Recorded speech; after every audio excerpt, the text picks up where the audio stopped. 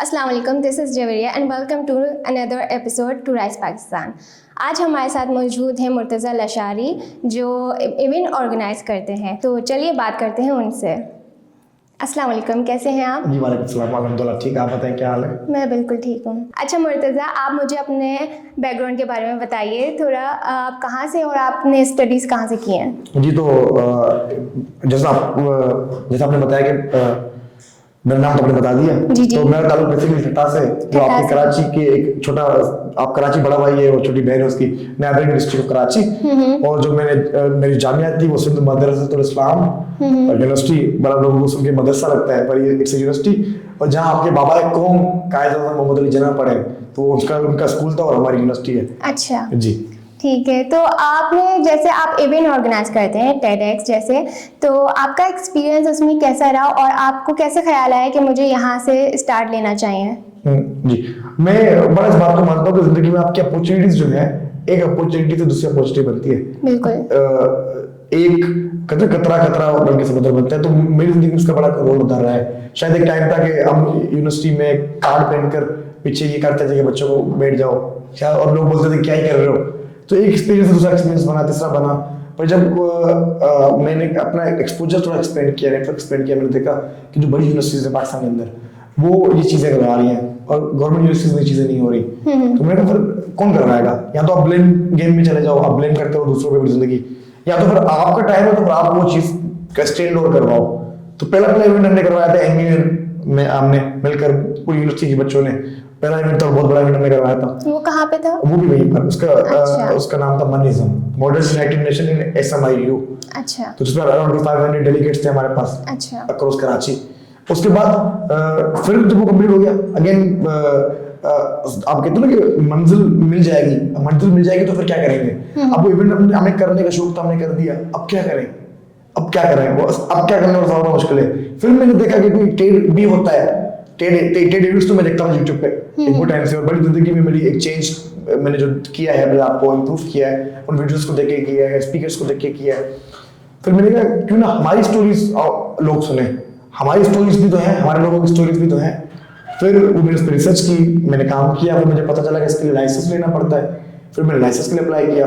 फिर हमने दोस्तों ने मिलकर, हमारे कुछ सीनियर्स, कुछ जूनियर्स, टीचर्स से मिलकर ये लाइसेंस लिया, इवेंट आपके लिए अप्लाई किया। फिर इवेंट भी हमने करवाया, जिसमें कराची के या पाकिस्तान के बहुत बड़े नाम थे, वो आए, उन्होंने परफॉर्म किया, उन्होंने अपनी स्टोरी सुनाई।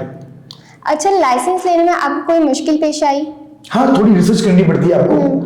बिल्कुल मुश्किल नहीं है, और लोगों को लगता है कि किसी की फीस वगैरह है। मैं ये बता दूं तो कोई फीस भी नहीं होती इसकी। सही है, फ्री ना ऑफ कॉस्ट है। आप कुछ देते हैं उनको, ना कुछ आपको देते हैं। अच्छा। प्रोसेस में थोड़ा 7-8 दिन आपको लग चाहिए, आप उसके लिए रेडी होते हो, वो होता है बस। ठीक है। तो इसमें कौन कौन लोग ज्वाइन कर सकते हैं? जैसे सिर्फ स्टूडेंट्स होते हैं या कोई ऐसे जो बड़े ओहदे में होते हैं वो लोग ज्वाइन कर सकते हैं? स्पीकर्स के लिए भी कोई भी हो सकता है। वो कंपनी का फाउंडर हो सकता है, वो कोई क्लाइमेट एक्टिविस्ट हो सकता है, वो कोई मीडिया पर्सन हो सकता है। तो आप जा सकते हो, आप अपनी स्टोरीज अपनी बहुत अच्छी हैं, आप सुनाओ। ऑडियंस के लिए भी कोई लिमिट नहीं होती। आप स्टूडेंट हो, आप कॉलेज में पढ़ते हो, आप वर्किंग प्रोफेशनल हो, आप कम्युनिटी लीडर हो, आप आ सकते हो। और इसके लिए एक्सपीरियंस भी नहीं चाहिए होता है? कोई experience नहीं चाहिए। क्योंकि आपको अपनी स्टोरी सुनानी है। हाँ, जरूरी नहीं है कि आपने भी 500 करोड़ की कंपनी बनाई है तो स्टोरी सुनाओगी। हाँ। आपने किसी लोग बंदे की जिंदगी में कोई किरदार अदा किया है। ट्रेड की जो थीम है वो है आइडियाज वर्थ स्प्रेडिंग। वो आइडियाज जो फैलाने चाहिए उन पे काम करो। तो हो सकता है कि आपने किसी एक ही बंदे की जिंदगी में भी एक अच्छा काम किया हो, या आपकी अपनी जिंदगी में आपने बड़ा अच्छा काम किया हो, आप काम कर सकते हैं स्टोरीज पे। एक दूसरा जरूरी नहीं है स्टोरीज हो, आप पॉडकास्ट कर रही है एक जमाने से, आप बताएंगे पब्लिक स्पीकिंग कैसे करनी है, आप उन्हें उसके ऊपर बात कर सकती हैं। मैं जो यूनिवर्सिटी में पढ़ता हूँ, मैंने आपकी वीडियो देखी, शायद मैं उससे कुछ लर्निंग लेके चला जाऊँ। तो कोई भी हो सकता है टॉपिक आपका। तो जो ये इवेंट जब होता है तो उसमें कितने लोग मौजूद होते हैं सुनने वाले? बाय 100 लोग होते हैं पार्टिसिपेंट। अच्छा। फिर आपकी टीम होती तो है। ये लिमिटेड होते हैं जी। स्लॉट्स? हाँ, 100 लोग होते हैं पार्टिसिपेंट्स, फिर आपकी टीम होती है, फिर आपके पार्टिसिपेंट्स होते हैं, आपके गेस्ट होते हैं, और बाकी चीजें होती हैं। ग्लोबल शिपर जैसे ग्लोबली कनेक्ट प्लेटफॉर्म के थ्रू आप यूथ एम्पावरमेंट को कैसे देखते हैं? जैसे मैंने अभी ऐड किया, अब जब यूनिवर्सिटी का एक्सपोजर पूरा हुआ, आप उस एक दायरे में कंफर्ट जोन में आ गए थे दोबारा, क्योंकि आपको सब जान रहे हैं। आप प्रेसिडेंट हैं, आप आपकी टीम के लोग हैं, अब आपका नाम चल रहा है एक अवार्ड पद में गए, फिर अगेन वो जब एक आप सर्कल से बाहर निकलते हो, फिर आपको लगता है कि दुनिया तो बहुत बड़ी है। जी। आपने जो दुनिया बनाई थी, एक दायरा बनाया था, आप उसके ही बड़े होते शायद, वो आपको सब जानते थे। अब दुनिया आप बाहर हो, आपके जैसे 100 लोग घूम रहे हैं। और तो फिर ग्लोबल शिपर जब मैंने देखा और हमारे बड़े अच्छे दोस्तों ने मुझे कनेक्ट किया, तो ये तो मैंने कहा कि तो ग्लोबली काम कर रहे हैं, 500 प्लस सिटीज के अंदर काम कर रहे हैं, क्लाइमेट के ऊपर, आईटी के ऊपर, टेक के ऊपर, दुनिया का फ्यूचर क्या होगा उस पर बातें हो रही है। और हम अभी पास में जी रहे हैं कहीं ना कहीं। हाँ, हम पास में जी रहे हैं। पास में जी रहे हैं। तो फिर मैं ये कम्युनिटी ज्वाइन की। तो अच्छा। इस कम्युनिटी का मैं बेसिक बता दूं, ये वर्ल्ड इकोनॉमिक फोरम की यूथ कम्युनिटी है, सही। जिसपे आप यूथ मिलकर काम करती है। अगेन इसमें भी आप वॉलंटियरली काम कर रहे होते हो, आपको कुछ पे नहीं किया जाता ना, आप किसी को पे करते हो, पर आप अपनी थीम के हिसाब से, शायद आप क्लाइमेट पे काम कर रही हो, मैं एजुकेशन पे कर रहा हूँ, कोई और मीडिया एडवोकेसी पे काम कर रहा हो, कोई डोमेस्टिक वायलेंस पे काम कर रहा हो, तो मिलके आप काम कर रहे हो। तो एक आपको नेटवर्क अच्छा मिलता है अपने लोगों में, अपने शहर के अंदर, फिर आपके अपने कंट्री में आपको नेटवर्क मिलता है, फिर ग्लोबली आपको नेटवर्क मिलता है। तो लर्निंग, डाइवर्सिटी ये आपको बहुत ज़्यादा मिलती है वहाँ। तो जैसे आपने बताया इंटरनेशनल है, तो आपने कभी बाहर के लिए अप्लाई किया इसी इवेंट में? डिफरेंट अपॉर्चुनिटीज आती रहती है, और अभी तक तो नहीं, पर मैं पूरी उम्मीद हूँ कि कुछ ही महीनों में शायद 1-2 अपॉर्चुनिटीज मेरे पास हैं इंशाल्लाह। इंशाल्लाह। कराची और ठट्टा जैसे एरियाज में टेडेक्स का रियल इम्पैक्ट क्या है? मेरे ख्याल से कराची का अर्बन सिटी है, कराची के अंदर लोगों को पता है, यूनिवर्सिटी में लोग पढ़ते हैं। ठट्टा अभी तक ठट्टा को शायद 25-30 साल चाहिए उन चीज़ों के लिए, वो लोग रेडी हों, उनको पता चले कि ट्रेड क्या है। पर वो है ना कि आप अपने हिस्से की शमा जलाते जाएं। तो मेरा हमेशा एक मानना है कि आप को जो आता है, आप जो चीज़ें करते हैं, और उसमें आप अपने लोगों के लिए क्या कर रहे हैं। तो मैं ठट्टा को अपना एक आप कहेंगे वतन मानता हूँ। बिल्कुल, आप वहाँ पे ही पैदा हुए हैं। It's my home town. से पैदा मैं कराची में हूँ बेसिकली, अच्छा। पर मेरे रूट्स वहाँ पे कनेक्टेड हैं। अच्छा। मेरी फैमिली के रूट्स वहाँ पे कनेक्टेड हैं, कल्चरली भी बड़ा कनेक्टेड हूँ मैं, कराची से भी बड़ा कल्चरली कनेक्टेड हूँ। अच्छा, ठट्टा क्या कराची के शहर से थोड़ा सा डिफरेंट है? जैसे वहाँ के लोग, उनका जो रहन सहन है उस लिहाज से? हाँ, आपको अर्बन लाइफ और इवन आपकी क्लिफ्टन की लाइफ में और न्यू कराची की लाइफ में फ़र्क है। फिर न्यू कराची की लाइफ में और गुलशन हदीर जो मलिर की साइड कराची है, उसकी लाइफ अलग है, फिर बहरा की लाइफ अलग है। कराची इतना डाइवर्स है कि यहाँ पे एक ज़बान नहीं बोली जाती, एक कल्चर नहीं है, एक फिरके और मजहब के लोग भी नहीं है। आपको चर्चेस भी मिलेंगे, आपको मंदिर भी मिलेंगे, आपको गुरुद्वारे भी मिलेंगे कराची में। तो कराची बड़ा डाइवर्स है, और यही हमारे स्टेट की बड़ी खूबसूरती है जो हम सबको जोड़ के रखती है कहीं ना कहीं। तो ठट्टा मेरा होम टाउन था, जिसे मैंने अभी ऐड किया। तो मैंने कहा कि ट्रेड जब मैंने कराची में करवाए हैं, और सारे इवेंट्स के साथ भी मैं कनेक्ट हूँ कराची में, तो क्यों ना एक वहाँ करवाया जाए। और हम जो सिंध कहते हैं, हम सिंध को सिर्फ आज की सिंध तक महदूद नहीं रखते। हम बोलते हैं कि दरिया सिंध जहाँ से शुरू हो रहा है, वो चाइना से लद्दाख, फिर इंडिया, फिर जीबी, फिर आपका केपी, पंजाब, जंक्शन। तो उसकी हमने थीम भी रखी थी कि वॉइसेस ऑफ द इंडस की कहानियाँ, मतलब दरिया सिंध की कहानियाँ। तो वो फिर उसमें सबकी, आपकी मेरी सबकी कहानी हो जाती है। राइस पाकिस्तान की कहानी भी उसमें आ सकती है, उसमें मुर्तज़ा अल-अशरी की कहानी भी आ सकती है।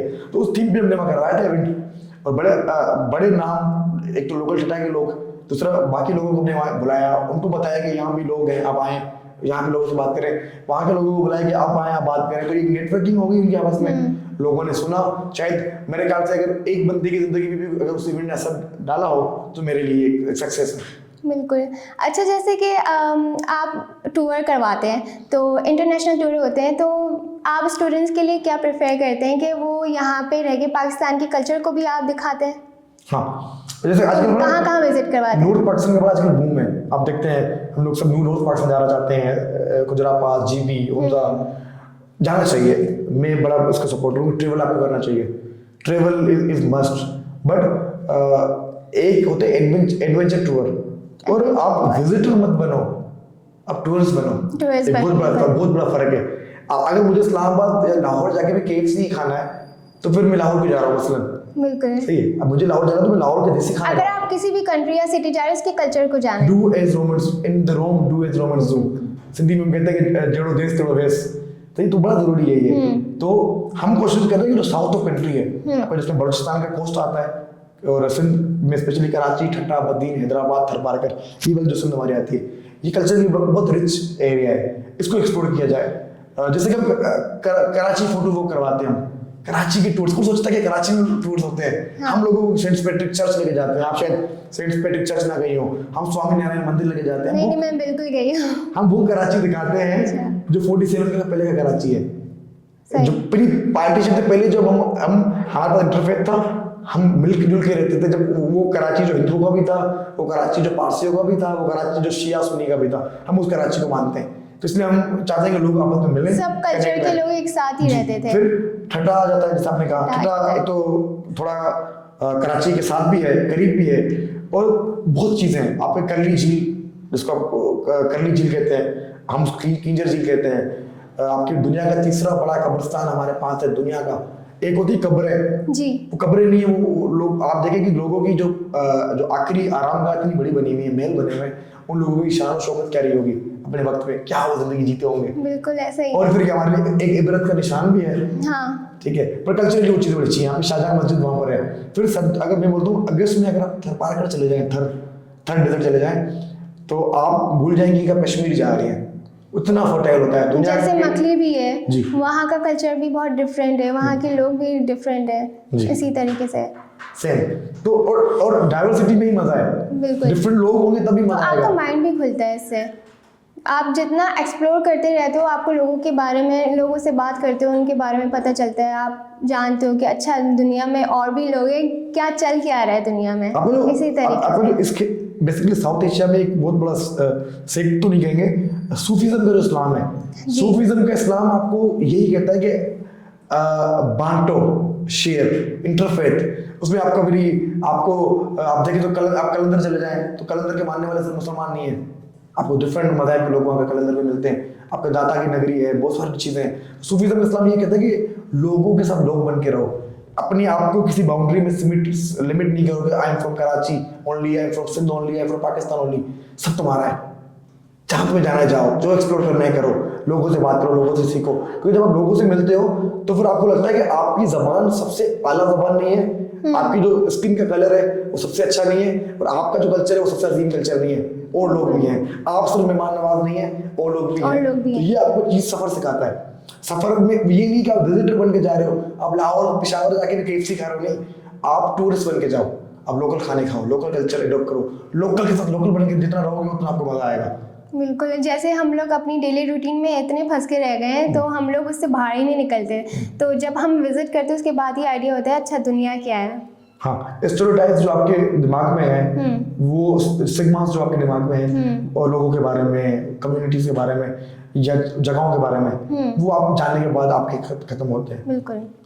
अच्छा, आपके इवेंट्स में कोलैबोरेशन का क्या सीन है? जैसे कौन कौन कोलैबोरेशन कर सकता है? इंग्लिश का एक मशहूर कोट है, मैं इसको बड़ा मानता हूँ, मुझे पर्सनली बड़ा काम आया है कि networking will take your place with degree bond. तो नेटवर्किंग आपकी जिंदगी में बहुत काम आती है। आपको जिंदगी के वो कहते हैं कि दरवाजे आपके लिए खोल देती है कि फिर जाके आपको सुबह इंटरव्यू देना है, आपका दरवाजा खुल जाता है। अक्सर हम लोग दरवाजे को नॉक करते करते वापस चले जाते हैं, पहुंच ही नहीं पाते। तो नेटवर्किंग का बड़ा रोल है। तो मेरी जिंदगी में मेरा जितना छोटा सा एक प्रोफाइल है, छोटा सा मेरा काम है, उसमें एक काम ने मुझे दूसरा काम दिया, दूसरे काम ने मुझे तीसरा काम दिया, मेरी जो सीढ़ियाँ हैं वो कनेक्ट होते होते मैं पहुंचा हूँ। तो नेटवर्किंग का बड़ा काम है। अब आपके पर्सपेक्टिव में आऊँ तो इवेंट्स क्योंकि पूरे डिपेंड स्पॉन्सरशिप्स पे करते हैं, तो आप अगेन आप मुझसे काम करना चाहती हैं, मैं आपके साथ काम करना चाहता हूँ। अब आप मेरे लिए क्या कर सकती हैं, मैं आपके लिए क्या कर सकता हूँ। जिस दिन आपने ये सवाल समझ लिया ना, आपके आधे मसले हल हो जाएंगे। और दूसरा कम्युनिकेशन, आपको बोलना आना चाहिए। आपकी टंग जितनी स्वीट होगी आप उतना लोगों को मनवा सकते हैं, आपकी टंग जितनी हाई होगी लोग आपसे उतना दूर चले जाएंगे। तो बोलने से आधे मसले हल हो जाते हैं, इसका मैं गारंटी ऑन कैमरा में गारंटी दे सकता हूँ इस चीज़ की। तो आपका कैसा एक्सपीरियंस है इसमें? मतलब आपको क्या क्या मुश्किल फेस करनी पड़ी स्टार्टिंग में? हाँ, मैं नहीं था अच्छा बोलने में। ये कुछ लोग कहते हैं कि नेचुरली आप, मेरी तरह नेचुरली चीज़ नहीं थी, मैं बड़ा शायर था। तो आपने इसमें काम किया? मैंने काम किया। बिल्कुल। बुरे एक्सपीरियंसेस के बाद अच्छे एक्सपीरियंसेस आते हैं। तो शायद मैं अभी तक बुरे एक्सपीरियंसेस में ही हूँ कहीं ना कहीं, पर चीजें ये तो है, इंसान सीखता ही रहता है हर वक्त में, हर उम्र में। तो सीखने की कोई उम्र भी नहीं होती। उस्ताद बनने के लिए शागिर्द बनना पड़ता है। बिल्कुल। तो हम शागिर्द ही हैं अभी, बिल्कुल सही। अच्छा, तो आप कितने सालों से इसमें काम कर रहे हैं? TEDx में आप कब से ज्वाइन किया आपने? बेसिकली TEDx में तो मैं पिछले कोई 3-4 साल से कनेक्ट हूँ। सही। ग्लोबल शेपर्स से मैं 2 साल से कनेक्ट हूँ। अच्छा। और इस यूथ सेक्टर जो हमारा है उसके साथ मैं बेसिकली कोई 6-7 साल से कनेक्ट हूँ। मैं शायद अगर अनऑफिशियल भी कहूँ तो डिग्री जब से मेरी शुरू हुई है 2019 में, कोविड से पहले, तो मैं इन चीज़ों से कनेक्ट हूँ। तो आपने किस चीज़ में डिग्री ली है? BBA में। और सप्लाई चेन के अंदर मैंने डिग्री तो की ये है। तो बहुत ही डिफरेंट एक क्वालिफिकेशन हाँ, है। बड़ा अच्छा सवाल है और अक्सर लोग मुझसे करते हैं। तो मैंने सप्लाई चेन में डिग्री की है और मैं सप्लाई चेन में मैंने करियर भी किया कुछ टाइम।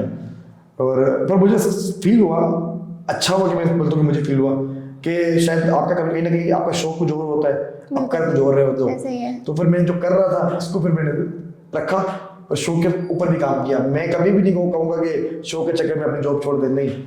फिर जब मुझे लगा कि हाँ अब चीज़ें बेहतर हो रही हैं, अब शायद आप इनकम भी आपकी आ रही है, आपको अपॉर्चुनिटीज भी आ रही हैं, आपको मजा भी आ रहा है, फिर एक टाइम के बाद फिर मैंने कॉर्पोरेट को थोड़ा साइड कर दिया। अब इस तरफ मैं कंप्लीट आ गया हूँ। अब मुझे अपनी जिंदगी का अभी भी नहीं पता कि अगले 2 साल में मैं क्या कर रहा हूँ। आगे आप किसी और रास्ते में चले जाएं। जी, तो पर मुझे इतना पता है कि जो कॉर्पोरेट में मैं था उससे पहले मैं था, मैं जहाँ हूँ, वो एक्सपीरियंसेस आपको कहीं ना कहीं कुछ बना रहे होते हैं। वो अनकॉन्शियस माइंड में जब आप बोल रहे होते हो, आप सोचते नहीं हो, वो आपको वही एक्सपीरियंसेस ही आपके साथ बात कर रहे होते हैं। इसलिए मैं हमेशा कहता हूँ किताबें पढ़ा करें, किताबें आपकी जिंदगी में बड़ा काम करती हैं। सही है। तो ये 9 to 5 जॉब के बारे में क्या कहेंगे? अब वैसे मैं कभी भी किसी को प्रिपेयर नहीं करूंगा, बट मैं 9 to 5 का सपोर्टर नहीं रहा कभी। सही। क्योंकि आपकी फिर उस रेट रेस के अंदर आप बहुत बुरा फंस जाते हो। आप कर रहे हो, आपको मजा आ रहा है, वेरी गुड, पर आपका कोई शौक है तो शौक भी करना चाहिए। Sometime 9 to 5 is a blessing अगर आप शौक के ऊपर काम कर रहे हो। अगर आप उस रेट रेस के अंदर चले गए तो उसकी वापसी कोई कुछ, there is no turning back. तो जैसे मैं कहना चाहूँगी, जैसे 9 to 5 करने वाले जॉब जो करने वाले हैं वो काफ़ी, मैंने देखा है, वो टॉक्सिक इन्वायरमेंट की बात कर रहे होते हैं। तो बिजनेस में जब स्टार्ट आप करते हो तो उसमें भी यही चीज़ होती है कि आपको प्रेशर हैंडल करना होता है, तो मुश्किल होती है इस चीज़ में। आप क्या इसके बारे में कहेंगे? बिल्कुल, बेसिकली हमारे जो एकेडमिक्स जो कोर्सेज हमें पढ़ाए जाते हैं वो मार्केट से बहुत दूर हैं। प्रैक्टिकल लाइफ में कुछ और है और आप वर्ड हो तो एक तो ये गैप फिल करना बड़ा मुश्किल है। आपने जो पढ़ा था वो शायद 10-15 साल पहले रिलेवेंट था, आज नहीं। आप एक के एज में आप आ चुके हो, तो फिर आप वो चीज़ें जीरो से शुरू, स्क्रैच से शुरू करते हो। अब आपको अच्छे मैनेजर्स मिलना बड़ी ब्लेसिंग होती है आपके लिए। मेरे फर्स्ट मैनेजर्स बड़े अच्छे रहे हैं, तो शायद इसलिए मैं ज़्यादा टाइम रुक गया था। अगर अच्छे मैनेजर्स नहीं मिलते तो आपके लिए मसले मसाइल पैदा होते हैं। अगेन मैं पर्सनली कहूंगा कि आप बुरी जगहों से अपना करियर शुरू करें ताकि अच्छी जगहों पे आप उसको, अच्छी जगहों को ब्लेसिंग समझें। अच्छा। अगर आप अच्छी जगह से करियर शुरू करेंगे, फिर आप अगर वो कंफर्ट जोन मिल जाएगा, टॉक्सिक कल्चर में जाते हैं तो फिर आप बोलेंगे अब क्या करना है, तो आप घबरा जाते हैं। हाँ, और हमेशा डाउन टू अर्थ और हम्बल रहना चाहिए, ग्राउंडेड रहना चाहिए, क्योंकि ऐसी चीजें हो जाती हैं आपको आइडिया भी नहीं है, मिल के चीजें चली जाती हैं और जाकर भी चीजें आ जाती हैं। तो शुक्र तो हमेशा रहना चाहिए आपको। अच्छा, आपके काम में NGOs भी इन्वॉल्व हैं, तो उसकी क्या स्टोरी है? जैसे कॉर्पोरेट सेक्टर की मैंने बात की, तो एक कॉर्पोरेट सेक्टर से मेरा ताल्लुक रहा है पहले, फिर मैंने डेवलपमेंट सेक्टर की तरफ स्विच किया। डेवलपमेंट सेक्टर में कौन मामला माना NGOs सेक्टर जिसको कहते हैं, तो आप उस पर आप काम कर रहे हो, किसी और के लिए काम कर रहे हो।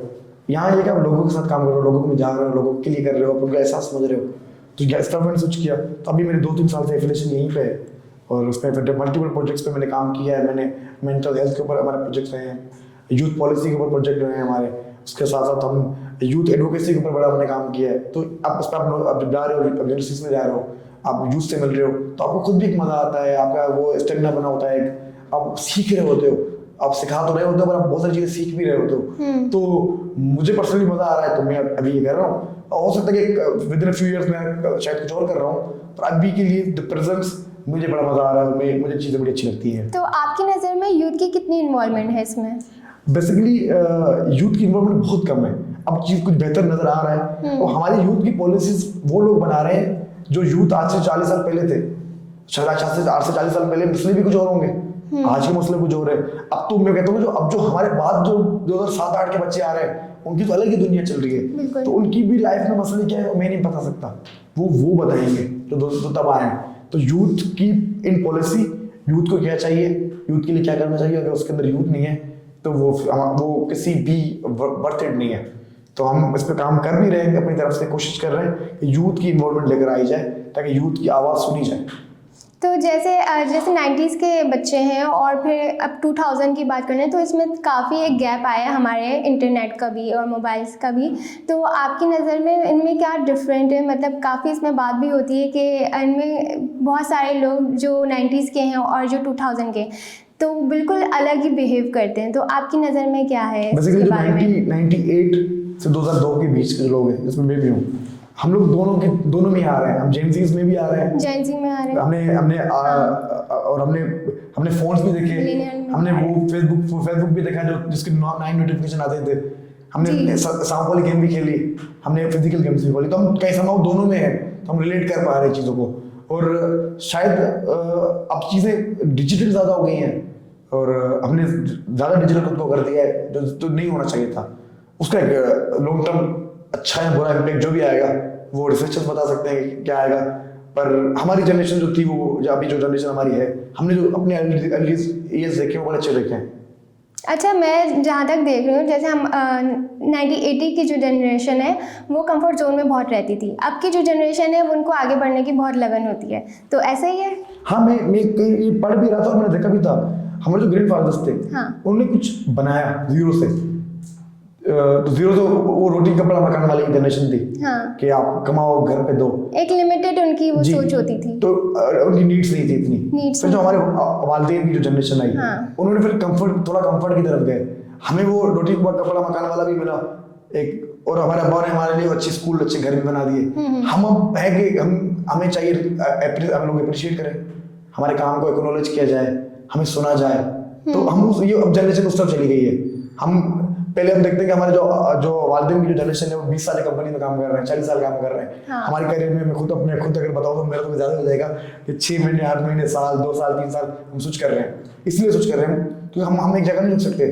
डिफरेंट एक्सपीरियंस हाँ, मिले। अभी जनरेशनल गैप ये है, एक्सपीरियंसेस भी मिले, आप खुद भी कंफर्ट जोन से निकलो। और बिल्कुल। आपको जब टॉक्सिक कल्चर मिल रहा है, आपको अप्रिशिएट नहीं किया जा रहा है, आपके ऊपर उन लोगों को रखा जा रहा है जो शायद मेरिट पे नहीं आ रहे हैं, तो आप वो जगह छोड़ के चले जाते हो।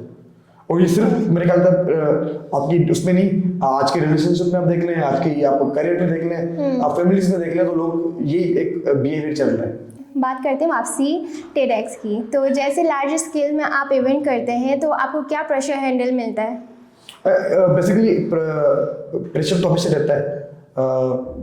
और हज़रत अली का एक कॉल है कि आपको किसी बंदे को जानना है तो इस तरह सफ़र करें। सफ़र में क्योंकि आप उस बंदे का अप एंड डाउन जान रहे होते हैं। प्राइवेट पार्टनरशिप थी, उसमें हमने कॉर्पोरेट एकेडमिया और यूथ को इंगेज किया हुआ था। तो कॉर्पोरेट में जो लोग हैं वो 30 35 40 साल के होंगे, और जो यूथ के लोग हैं वो 18 से 25 26 के लोग हैं। और फिर गवर्नमेंट के जो पॉलिसी मेकर्स हैं उनके एज ग्रुप आपको पता है क्या है, तो हम सबको एक बेस पे लेकर आए थे। तो डिपेंड करता है कि आपके बेनिफिशियरीज कौन है और आपकी टारगेटेड ऑडियंस कौन है, ये दोनों मैटर करते हैं आपके तो लिए। आपकी टारगेट ऑडियंस वैसे है कौन? यूथ है। हाँ। तो मोस्टली वही आती हैं क्योंकि आपकी मेजॉरिटी जो आपकी जो पॉपुलेशन है वो यूथ है। बिल्कुल। किस तरीके से लोग यहाँ पे रजिस्ट्रेशन करवा सकते हैं? क्योंकि सोशल मीडिया का ज़माना है, और अब क्योंकि हम कैंपसेस में तो पढ़ते नहीं है, तो मैं तो खुद को स्टूडेंट तो नहीं कहता यूनिवर्सिटी का, तो सोशल मीडिया का एक टूल है। सोशल मीडिया के थ्रू आप पेजेस पे जाए, गूगल फॉर्म मिल जाएगा आपको, अप्लाई करें। आप थ्रू नेटवर्किंग आ सकते हैं, और नेटवर्किंग वैसे ही बड़ा काम आती है। तो आप नेटवर्किंग थ्रू जाए, गूगल फॉर्म के थ्रू जाए, बहुत सारे इवेंट्स फ्री भी होते हैं, आप वहाँ जाकर डायरेक्ट चले जाएँ। तो अच्छा, आप यूथ को क्या एडवाइस देना चाहेंगे? यूथ, क्योंकि मैं अभी भी समूह में भी यूथ ही हूँ और मैं भी सीख ही रहा हूँ, तो सिंपल मैं यही कहूँगा कि जो कर रहे हैं तो वो करें, और कंफर्ट जोन से निकले अपने, कम से कम मोस्ट इम्पोर्टेंट है कंफर्ट जोन से निकलें, और फिर देखेंगे अब दुनिया को कि आपको क्या करना है। आपको शो के ऊपर जाए। अभी जो आप कर रहे हैं और जो आपको करना है शायद अलग चीज़ें भी हैं, तो जो कर रहे हैं उसको भी मत छोड़ें अंटिल उस गोल तक पहुँचते हैं। ये तो ये होगा ना कि आप दो कश्ती में पैर रख लोगे तो कहीं पहुंच नहीं पाओगे। हाँ, एक तरीके से यही होगा। मिसाल दी जाती है, पर आपको ग्राउंड पे रियलिटी डिफरेंट होती है। मुझे एक मेरे मेंटोर थे, उन्होंने यही एग्जांपल दी थी कि अगर आप दो कश्ती में सवार हो जाओ, जैसे उन्होंने एग्जांपल ये दिए, एक पैर आपका इधर है, एक पैर आपका इधर है, तो आपके बीच में से कोई और गुजर जाएगा। तो मैं इसको समझती हूँ शायद आप दो जगह पे फोकस करके नहीं चल सकते। अच्छा, मैं कहता हूँ कि ये डिपेंड करता है, क्योंकि दुनिया में ना पॉसिबिलिटीज हर चीज़ की हैं। कुछ भी हो सकता है, कुछ भी कहीं भी हो सकता है, आप उस पर पुश नहीं हो सकते। शायद एक राइटर ने लिखा कि राइटर ने मुझे और लिख दिया हो, सही है। अगेन अब आपका बैकग्राउंड क्या है, आप फाइनेंशियल बैकग्राउंड आपका क्या है, फैमिली बैकग्राउंड क्या है, वो बड़ा मैटर करता है। शायद एक बंदा है वो मेडिकल से पढ़ रहा है, उसकी फैमिली ने उसको बोला उसको बनना कुछ और है, अब वो 2 कष्ट में नहीं जा सकता। तो आपको अगर मौका मिल रहा है, अपॉर्चुनिटी मिल रही है, तो आप वो जरूर अवेल करें। और 2 कष्टों वाली मिसाल मैं उसको पर्सनली नहीं मानता, जिंदगी में मल्टीपल एक्सपीरियंसेस आप लेते रहे, वो एक्सपीरियंसेस कहीं ना कहीं आपको वो चेंज जो है वो कहीं ना कहीं आपके जाके कनेक्ट हो जाएगी एक जगह पे, वो एक्सपीरियंस आपको काम आएंगे। आपको इवेंट मैनेजमेंट को आप करियर नहीं समझते लोग, पब्लिक स्पीकिंग को भी करियर नहीं समझते, और आप कॉर्पोरेट ट्रेनर्स देखे एक दिन के वो कितने पैसे ले रहे होते हैं, एक दिन की ट्रेनिंग करवाने के अच्छे खासे लोगों की सैलरी से ज्यादा ले रहे होते हैं, वो करते हैं बोलते हैं। अब जो उनके 10 साल 15 साल का वो उन्होंने जो बोलने का एक्सपीरियंस लिया है, अब वो जो बोलते हैं तो फिर आप बोलते हो कमाल करते हैं, वो कमाल करते हैं। तो काफ़ी इस तरीके के स्पीकर आते होंगे, अपनी स्टोरी सुनाते होंगे, कोई ऐसा मोमेंट जो आपको लगा हो कि बहुत हार्ट टचिंग हो आपके लिए? बेसिकली बहुत सारे ऐसे मोमेंट्स हो सकते हैं मेरे लिए। अगेन आप जब खुद करा रहे होते हो तो आपको ज़्यादा सुनने का टाइम भी नहीं मिलता, आप फोकस होते दूसरी चीज़ों पर फोकस होते हो। और मैं हमेशा ये बात करता हूँ कि मंजिल जो है ना, डेस्टिनेशन, वो शायद इतनी इंपॉर्टेंट नहीं होती जितना उसका जो सफ़र होता है, प्रोसेस होता है। तो जब आप कुछ कर रहे हो उसका जो प्री, प्रेजेंट, पोस्ट, वो चीज़ें वो आपके लिए बड़ी मजे की होती हैं, वो आपको सिखा रही होती है और मदद दे रही होती है। एक बार आपको कर लो, अब क्या ही करना है, आपको क्या डॉक्टर बनना था, डॉक्टर बन गया, आप क्या करेंगे, आपको इंजीनियर बनना था, आपने बन लिया, आपको पॉडकास्ट बना के आपने एक टीचर के कितने मिलियंस व्यूज चाहिए हमें या सब्सक्राइबर्स चाहिए, मिल गया, आप क्या करेंगे आप? फिर हमें कोई और चाह होगी कि हम कुछ और करें। हाँ, तो जब वो चाह नहीं होती आपकी कभी, तो जिंदगी में शॉर्ट टर्म गोल्स और लॉन्ग टर्म गोल को रख के चलते जाएं। हम कभी भी वो नहीं रह सकते कि जैसे होता है कि हम सेटिस्फाई नहीं हो सकते अपनी लाइफ से, हमें आगे कुछ और इस तरह का चाहिए ही होता है। इसके लिए लगे रहते हैं कि कभी कुछ कर लें, कभी कुछ कर लें, बस एक ये होता है ना कि हम एक मंजिल तक पहुंच जाएंगे, ऐसा नहीं होता, आप चलते ही रहते हो। और फिर एक सुकून से कवर मिल रहा है आपको। बिल्कुल।